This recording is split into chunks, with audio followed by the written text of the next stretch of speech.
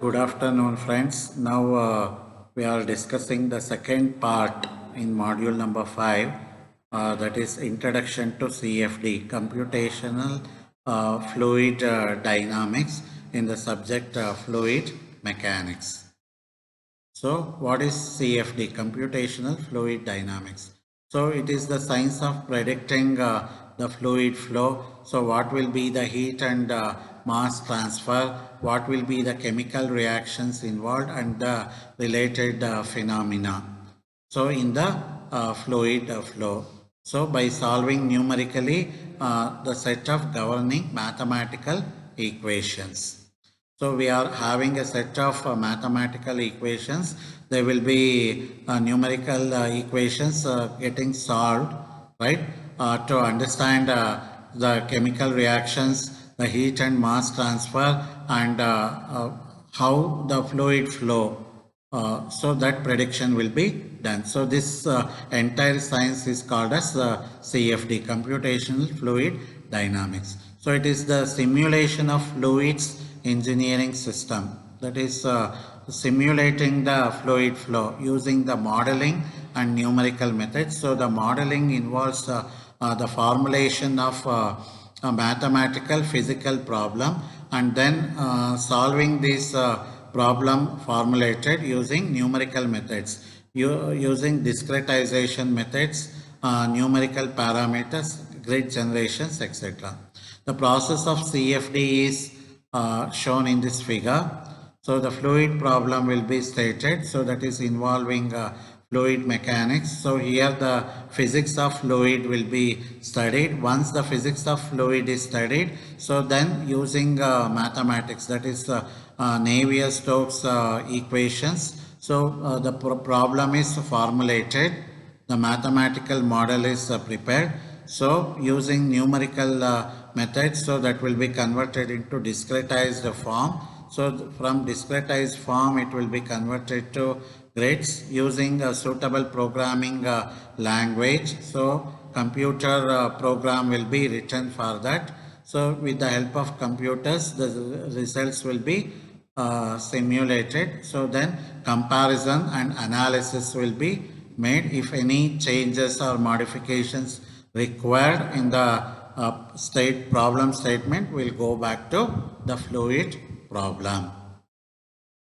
So this is how the entire process getting done. So how does the CFD work? So a CFD analysis will basically consist of three phases here. One is the pre-processing. Like the problem statement is transferred into idealized and discretized computer model. So assumptions will be made concerning the type of the flow to be modeled. So the flow, the problem statement which is to be modeled. So here we have to consider what will be the type of flow, whether the flow is viscous flow or inviscid, whether the flow is compressible or incompressible, or it is steady flow or non-steady flow. Like this, the flow, based on the type of the flow, assumptions will be made before going to the modeling. Other processes are involved like mesh generation. So grids will be formed from the discretized form and application of initial conditions and the boundary conditions. So these meshes formed will be converted to the computer program using any suitable programming language. So that is the first step or the first phase, that is pre-processing in CFD analysis. Then solving. The actual computations will be performed by the solver. So the person who is doing the computations will be the solver. The actual computations will be performed by the solver, and this solving phase we have computational power is required. So there are multiple solvers available. So they are varying in their efficiency and capability of solving certain physical phenomena. So based on the efficiency and capability of solving the physical phenomena, we have multiple solvers available. So here the solving phase requires computational power. So the actual computations will be solved by these multiple solvers. Then we have post processing. So the obtained results, what we have, the results simulated from the computer.